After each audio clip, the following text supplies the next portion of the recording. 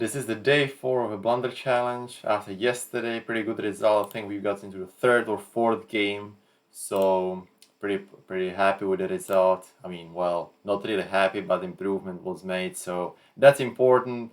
Important not to have short videos. So let's get to the day 4 and let's actually try to play slow.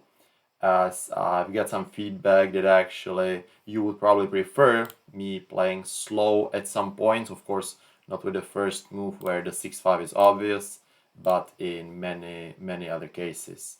So, oh yeah, this is also the reason why I should play slow, or why I should not play what I talk, because, well, I mean, 6 checkers at the beginning, no need to step up to, oh god, no need to step up since I'm just gonna get attacked, so my attacking structure will be weakened. So yeah, okay, I'll play slow now, so not changing this.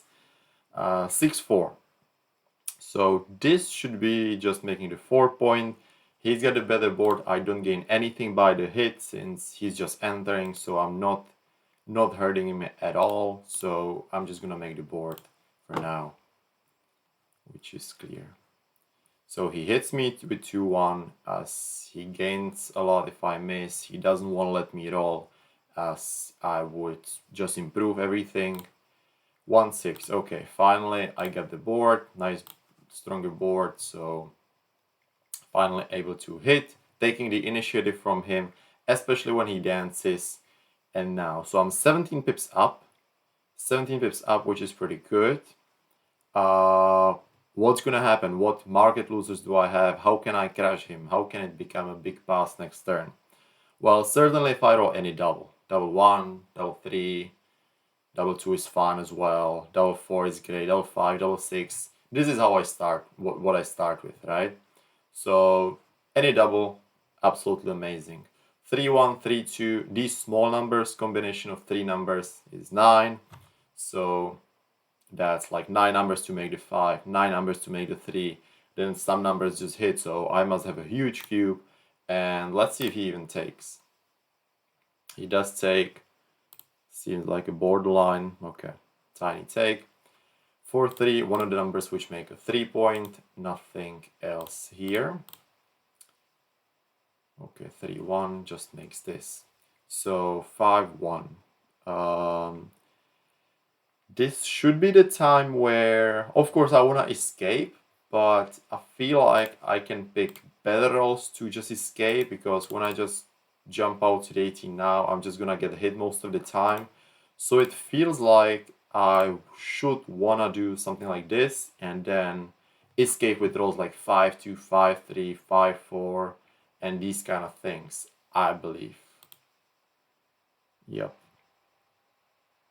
So what does he do? 6-2, all right. And we've got 2-1. So this is where it's gonna get interesting, because in this next draw he's going to make the 7. That's what I see. So there can be one approach, okay? I think we will have 2 options how to play. We can play either 13-10, standard move basically. I've got the attacking structure and can make the 5, can make the 7 if I get lucky. Or I could slot the 5 and duplicate the 4, kind of. But the thing is, I'm risking a lot. I mean, I get hurt. If he rolls a 4 and hits me, I'm just not happy.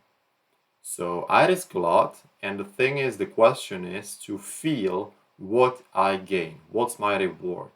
Because sure, my reward is the 5-point, and I would love to make the 5-point. But how much better it is compared to this one? So I'm risking basically a lot, but not sure how much I gain here. So let me think about this.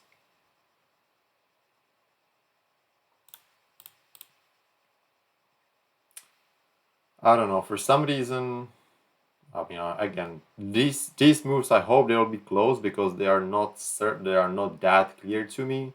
So I just hope they'll be balanced, and that the difference will not be big, because, well, think I'm just gonna play this 6-3, 5-4 hits. I mean, I could even consider 6-3, but okay, let's see. Yeah, okay. Yeah, we can see this is what I'm happy with. I mean, prefer 13-10 because, as mentioned, it really seemed like a big risk to do and not that big of a difference. At the same time, it's not that big of a difference here. And yeah, this is something what's good to feel. So 4-1, yeah, definitely way happier. I mean, the 4 was, yeah, sure. The thing is, 4 was duplicated, right? That's what people say. But the thing is, if he would have hit me with a 4, it would be way worse for me. So, sure, it's duplicated, but not in the equal way, if you know what I'm saying.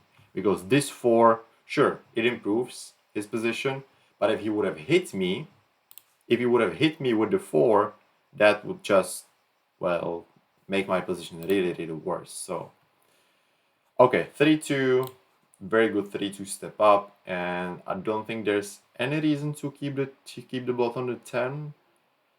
I think the thing is, my primary goal is to just escape, so that's how I'm gonna be using checkers. I can be easily on the bar, so my structure will not be used as the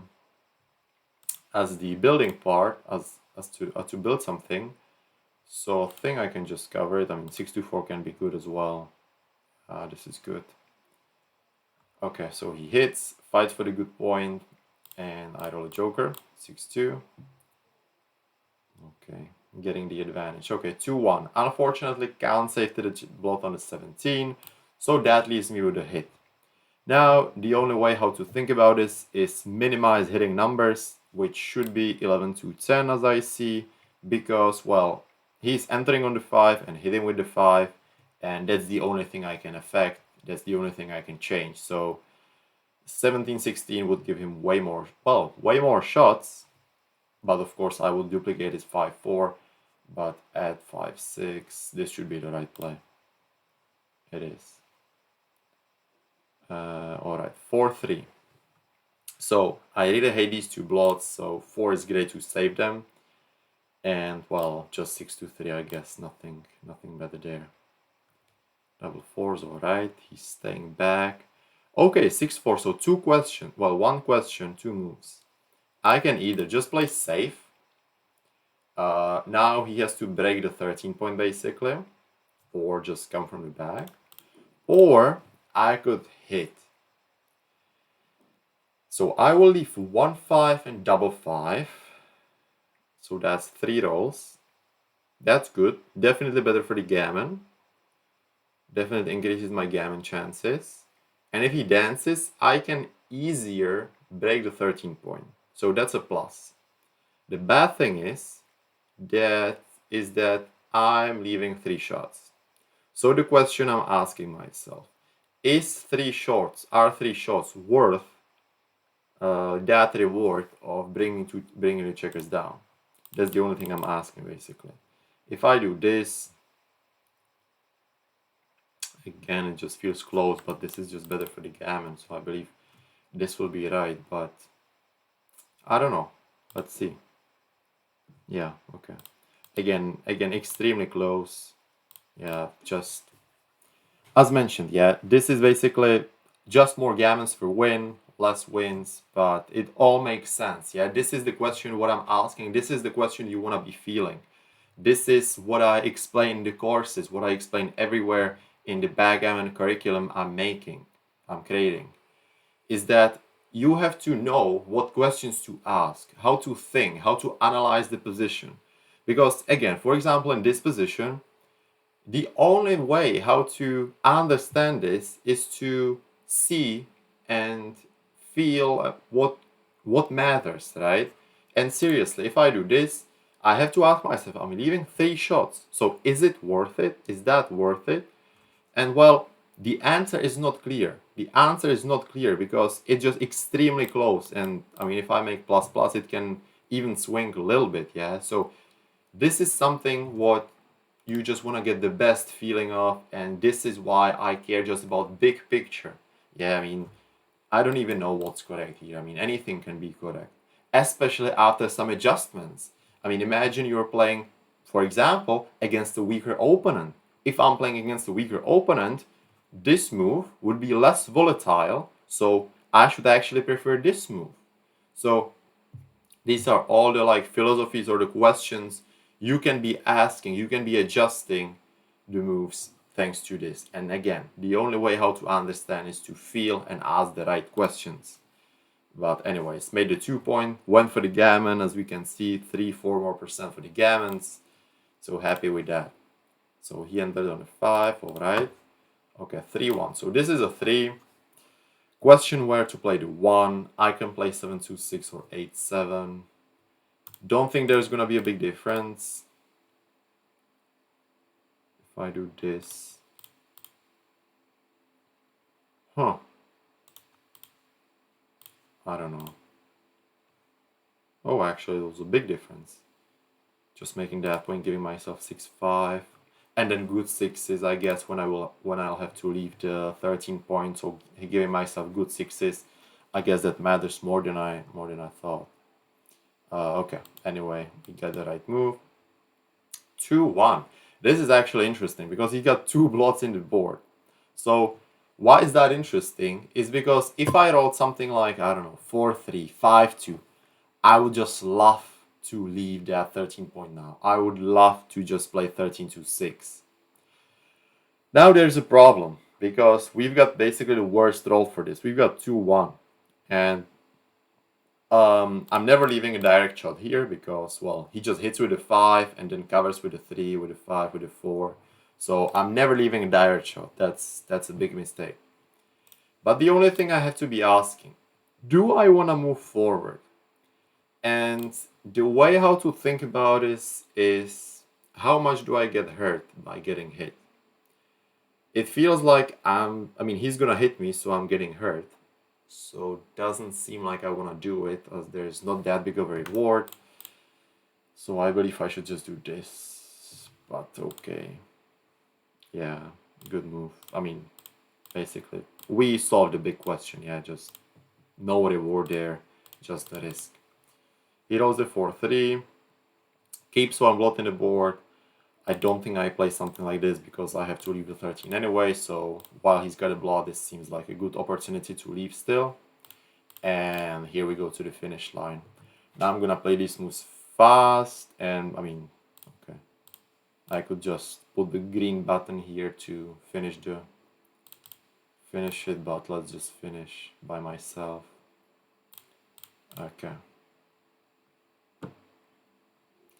Good start, good game. We've got some tough decisions. We've got some good topics for the to learn from. And let's just win this game and let's go to another one.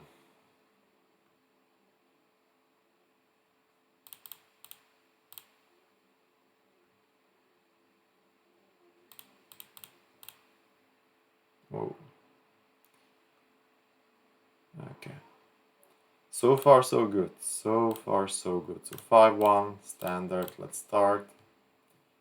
2-1 standard. Okay, this is a good standard, by the way. 5-1 after split. You wanna do 24-21. The thing is, as I explained in many videos, if there are four checkers on the 8, what does really 24-23 do? Yeah, I mentioned it in many videos. I mentioned it in the course, so not gonna repeat it here because this is not really about that. And it's his move. But it's a really good one to always notice, always notice these small details. So try to find some patterns or what matters. It's really helpful and really interesting. 5-2. So, again, what's the approach? Of course, I could just run. Kinda okay because I'm irritating him, but he's either gonna make the 5, 4 point, or just gonna hit. And feels like I don't like any of those futures. So maybe I just do this, unless I'm missing something there, unless I missed some big idea. This could be also a fun option, because I'm again irritating him, got the better board if I should say. Just gonna play normally, don't think there's anything big. Yeah, just close. They were just close. What does he do? 2-3, aggressive one, like that. Double 3, stats perfect, just making the 5, nothing better there. Alright. So, this is again where it gets interesting, and this is where the blunder potential definitely is. Because we own the 3-point anchors, right? We've had them everywhere. And now I have to think whether I could just play something like this or just some calm move. But again, the big question is, should I leave the anchor?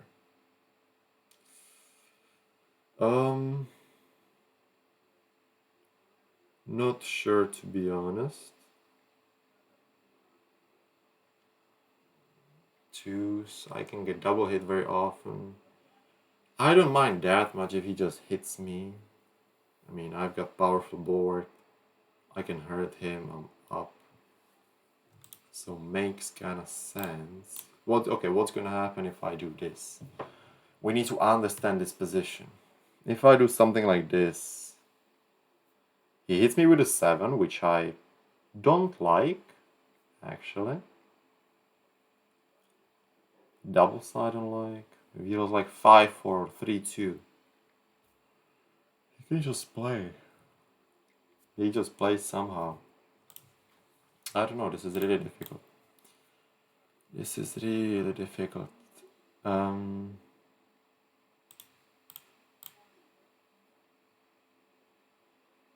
This feels interesting to do this. So what do I really care about? Like, I get hurt if he rolls 2-1. If he just rolls 3-1, 4-1, 4-3, 5-2, I just get hurt. What do I gain? If he rolls 6-1, okay, he makes a point. 6-2, he double hits. 4-5, 4-6, he double hits. Jesus. Okay, to be honest, I don't know. To be honest, not sure here. I don't want this to be over so bad. If I play 6-2, 13-11, I guess I'm just gonna wait just because I'm not sure that this is the moment and maybe I can find better rolls. I guess that's how I would decide, it's how I will decide. But yeah, I mean, I'd be interesting if you would have found the right move here. Not sure what it is yet, but if you would have done the same play or if you would have just run, I'd be very interested in, or if you would have played maybe something like this, I don't know. But let me know down below in the comments, because this is a very interesting move. Well, let's see how big of a difference it was. Okay, good. Happy we continue playing and we found the best move actually. So very happy about that.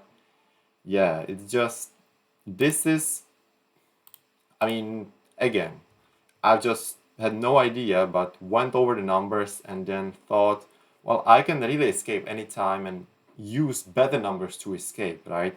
I mean, it's like when you're playing poker and you just want to wait for the better spots or something like that, something like that. So I can just escape with 6-3, 6-5, 5-4, or even 6-2 will be better and so on. So yeah. So 6-1, made a 5, and now let's go. Double twos. So seems like 13 point doesn't have much value anymore. I don't think I can make any other move without breaking it, so let's just block him. 5-1. He's behind in the race, so he has to play active. He wants to play 13-12. Maybe if he was escaped and he was up, he could have played 6-5, but definitely not now. This is the case, I believe, I hope. I mean, if it just shows a blunder now, I'll be stupid. But this just gotta be it, right? This is just it, yeah. Now this is the time. 3-point anchor, which I wanna escape. And yeah, perfect one. Still don't think it's a cube. I don't think so. 2-5. This is the time where I escape, because this is different from the first game where I had a question 1-5 where I could go to the 18. Simply because now I'm in danger on the 23 as well. So I think I just go to the 18. Yep.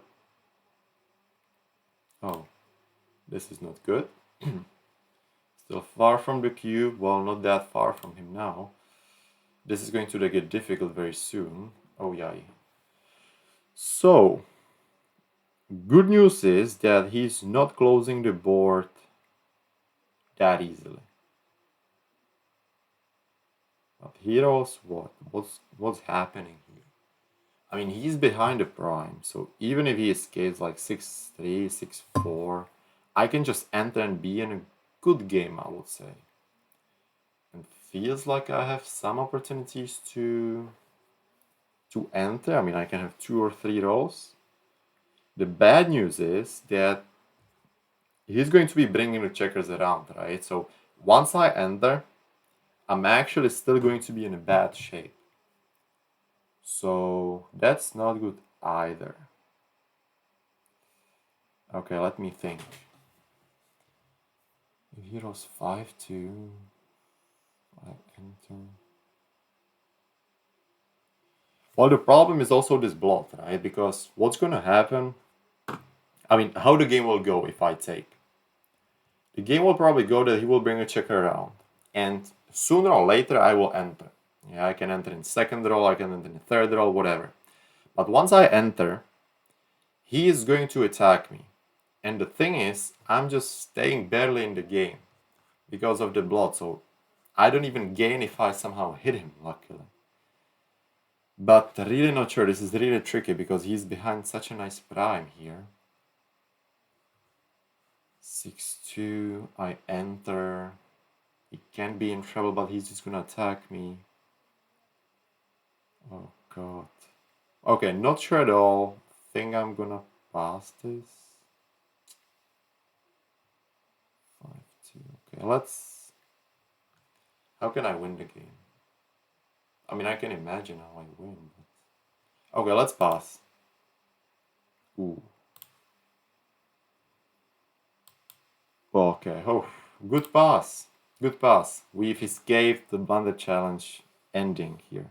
It's close to 100. Yeah, I mean, what I'm trying basically to, I mean, this is a weird position, okay? So, but what I'm trying is to basically visualize the story, right? And this seemed or was close to a past story.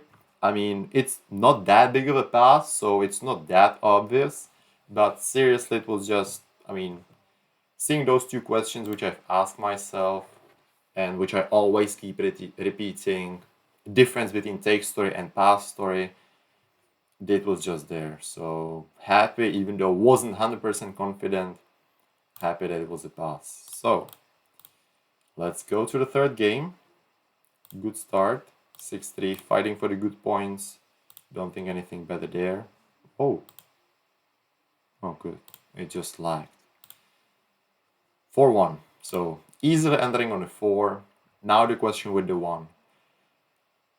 I just like to split, yeah. I mean, I just like to split, giving myself so many opportunities to anchor up on the 18, on the 21.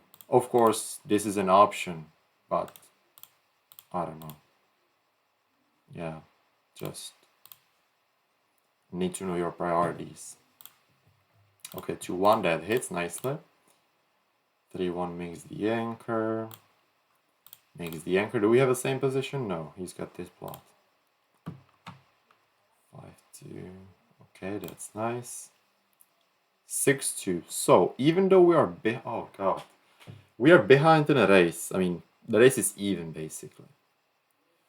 But I think I will want to escape because. Okay, what's going to happen? Well, he's saying, or we know that he's going to play with this checker, right? With this checker and the 3-point. He's just gonna play with it. He's just escaping. So what I want to do is to make a powerful move, which will be the best way, how to say. I mean, after he escapes with this checker, I want to be in the best position. So it feels like if I do this, I'm just not making anything. If I do this, it feels like I'm controlling the outfield, so this feels like this should be the idea. And, well, we will just see if that's right, because... Oh, yeah. Nice. This because that's the only thing was happening, right? Good, good, good. We're in a good shape. 3-1. Okay, now just safetying it. There is nothing else. 6-5 just goes to the 2. Okay, we're behind, so we're never thinking about the cube. But what we have to realize is that we are behind in a race. What that means? Well, that means if we would have been up, we're just playing safe. We're trying to play safe. Once we are behind, we have to realize that we don't care that much about being hit. What does that mean again? That means that we should try to upgrade, try to improve. And now the only two options is whether to do this or whether to do this. Oh. I mean, how big of a difference can this be? Well, I mean, the problem I have with this move is that I'm not 100% sure that I'm gonna cover this. If I do this, it just plays nicely, but it leaves way more shots. It leaves way more shots, but that I don't care too much because of the blood. So, oh, I don't know.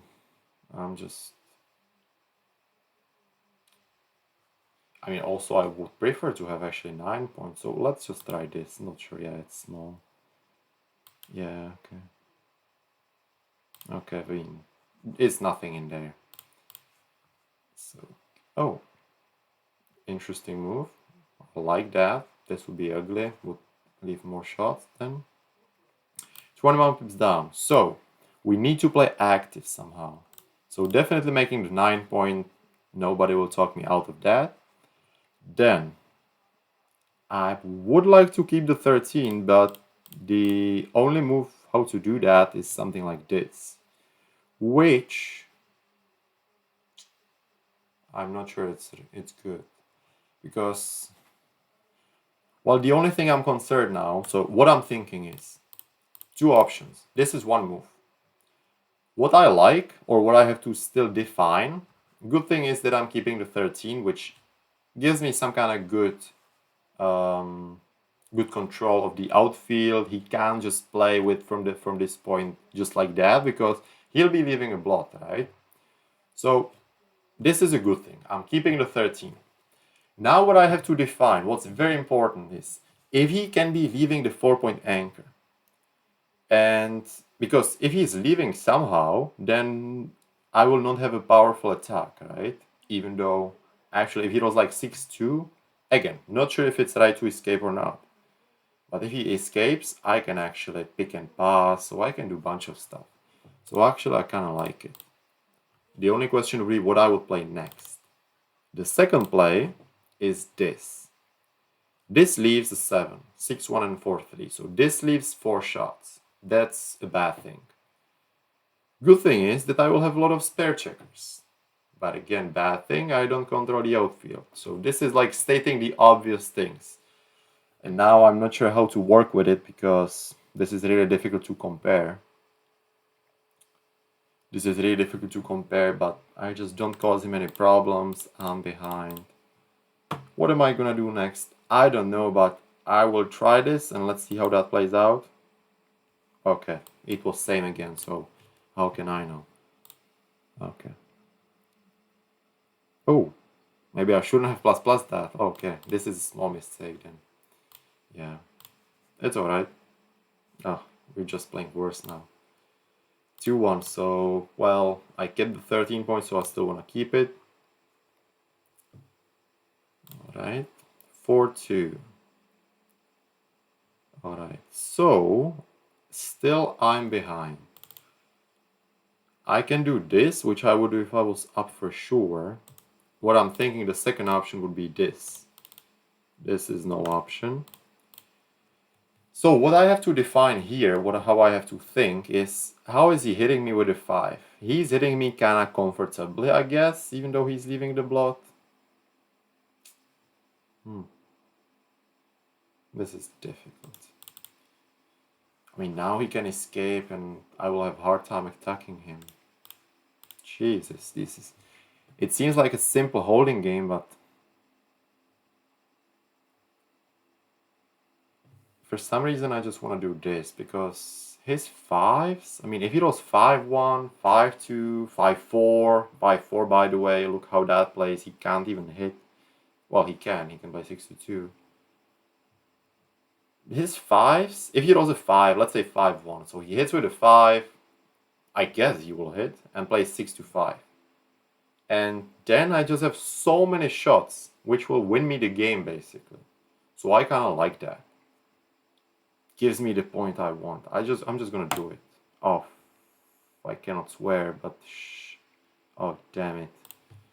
Oh, this is the end of the challenge. Well, we had a good run today. Ah.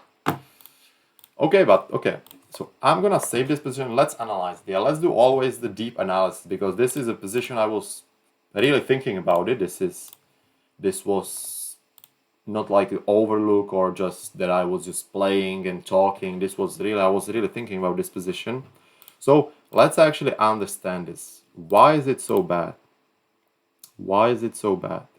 Because I probably underestimated how powerful his hits are.